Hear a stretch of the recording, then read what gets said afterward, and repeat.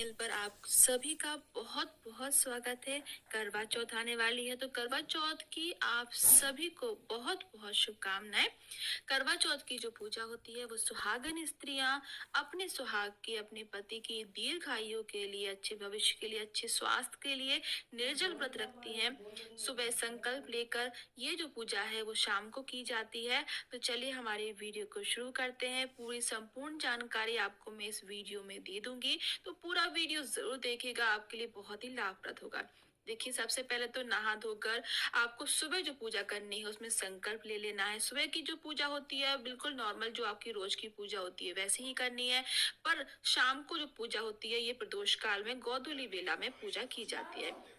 पूरा 16 श्रृंगार कर कर पूरा अच्छे से सुहाग का पूरा जोड़ा पहनकर, हो सके तो शादी का जोड़ा पहन लीजिए, नहीं तो कोई भी नई साड़ी आप पहन सकते हैं। ध्यान रखिएगा किनार में गोटा पट्टी जरूर लगी हो उसमें, और आपको मेहंदी, आलता, महावर सभी चीजें लगा लेना है। ये जो पूजा होती है इसमें आपको मिट्टी के करवे भरने पड़ते हैं। एक मिट्टी का करवा तो जरूरी चाहिए, बाकी दूसरा कोई भी धातु का ले सकते हैं आप। सबसे पहले जिस मिट्टी वाले करवे में हमें जल भरना है उसमें थोड़ा सा गंगा जल मिला लेंगे, फिर थोड़ा सा साफ जल, शुद्ध जल भर लेंगे उसके कंठ तक। ध्यान रखिएगा कंठ पर मौली जरूर बांध लीजिएगा। ये जो हमारा करवा है वो सजा हुआ है।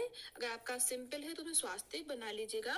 इसमें थोड़े से चावल और थोड़े से हम यहाँ पर एक सिक्का डालेंगे चांदी का। ये चांदी का सिक्का हम इसलिए डाल रहे हैं क्योंकि हम इसी से चंद्रदेव का पूजन करेंगे। जब चंद्रदेव को हम अर्घ देंगे तो इसमें जो चांदी का तत्व आ जाता है उससे जब हम अर्घ देते हैं उसका विशेष फल होता है, विशेष महत्व होता है। अगर आपके पास चांदी का सिक्का ना हो तो आप नॉर्मल कोई भी कलदार कोई भी सिक्का डाल दीजिए। अब देखिए दूसरा वाला जो लोटा होगा उसमें हमारे यहाँ मेवे और मिठाई भरी जाती है। तो आपके यहाँ जैसा भी भरा जाता हो, किस कहीं कहीं पर गुलगुले भरते हैं, मिठाइयाँ भरते हैं, अनाज भरते हैं, तो जैसा भी आपके यहाँ परंपरा हो आप भर दीजिए। दोनों के ऊपर पूर्ण पात्र रख देंगे, दोनों के ऊपर एक एक हम प्लेट रख देंगे। तो यहाँ पर हमने चावल उसमें भर दिए हैं। तब दोनों के ऊपर आप कुछ ना कुछ मिठाई या फल रखना है या फिर मेवे रख सकते हैं। एक दीपक आप मिट्टी का अलग से रखिएगा। जब आपको चांद देवता की पूजा करनी है ऊपर छत पर जाकर, तो उसके लिए आप नया दीपक जरूर पहले से लेकर रख लीजिएगा। अब देखिए फोटो में भी गणपति जी हैं, पर मैं यहाँ गणेश जी की अलग से स्थापना कर रही हूँ क्योंकि ये इस दिन चौथ है। चौथ का मतलब होता है गणपति जी का विशेष पूजन। तो इस तरीके से आपको गणपति जी को चावल का आसन देकर गणपति जी को विराजमान कर लेना है।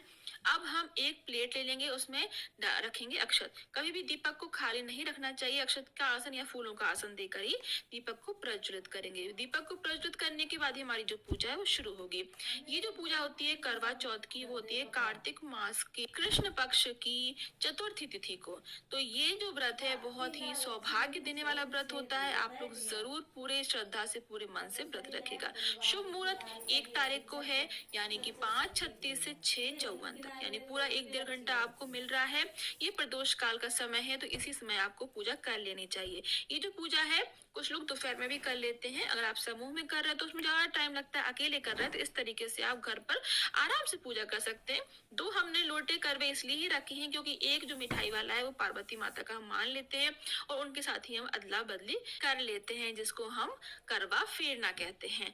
तो आप देखिए सबसे पहले हम थोड़े से चावल, थोड़े से पुष्प ले लेंगे, थोड़ा सा जल ले लेंगे हाथों में और आवाहन करेंगे। ये करवा माता हमारी पूजा को स्वीकार कीजिए, हमारे व्रत को सफल कीजिए। हे गणपति बप्पा आप आइए और हमारे पूजन में सम्मिलित होइए और अपना आशीर्वाद हमें प्रदान कीजिए।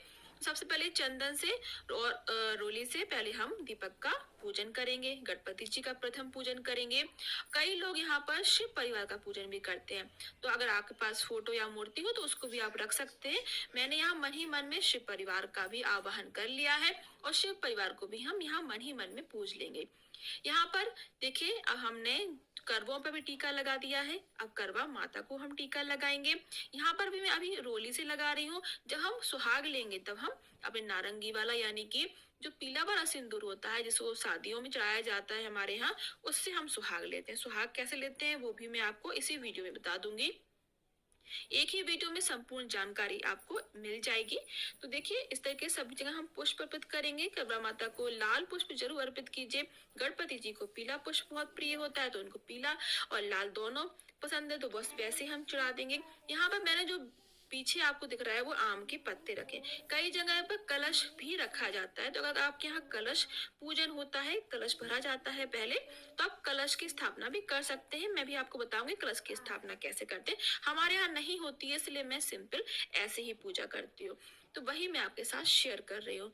अगर आपके यहाँ कलश की स्थापना होती है तो कलश की स्थापना बहुत सरल है, मैं आपको बताऊंगी, आप वैसे कर लीजिएगा। अब हम मेवे का प्रसाद लगा देंगे, और जो हमारे दोनों करवे थे, दोनों पे हम, एक पे मेवे रखे हैं मैंने और एक पे हमने पूर्ण पात्र रखने के बाद मिठाई रख दी है। खाली नहीं छोड़िएगा, कुछ ना कुछ ऊपर से रख दीजिएगा।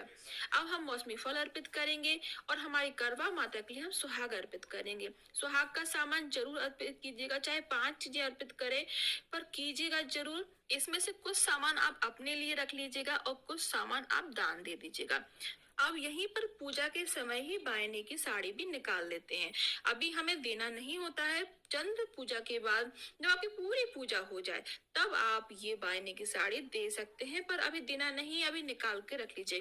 जैसे कि हम सभी सामान यहीं पर रख लेंगे तो हमें पता रहेगा कि बाद में हमें इसको देना है। देखिए, मैंने एक साड़ी पर सुहाग का पूरा सामान, चूड़ी, बिंदी और जो चीजें वो यूज करती हैं, मैंने सब चीजें रख ली हैं। एक बिछिया भी मैंने इसमें ही रख ली है चांदी की, क्योंकि जो हम जैसा दान करते हैं वैसा ही हमें लौट के मिलता है, इसलिए अच्छे से अच्छा दान कीजिएगा। अब करवा माता पर हमने चुनरी अर्पित कर दी है। चुनरी आप प्लीज नई ही लेके आइएगा, हो सके तो जितना अच्छे से अच्छा हो सके आपको पूजा पाठ में अपनी पूजा की सामग्री अच्छे से अच्छी लेकर आना चाहिए। अब हमने जनी और कलावा गणपति जी पर भी अर्पित कर दिया है और एक कलावा माता को भी अर्पित किया है। ये कलावा बहुत ही महत्वपूर्ण होता है बांधना, जिससे माता हमारी रक्षा करे। और अब हमने सभी सामग्री यहीं पर लगा के रख ली है। कुछ दक्षिणा अपने सामर्थ्य के अनुसार जरूर निकाल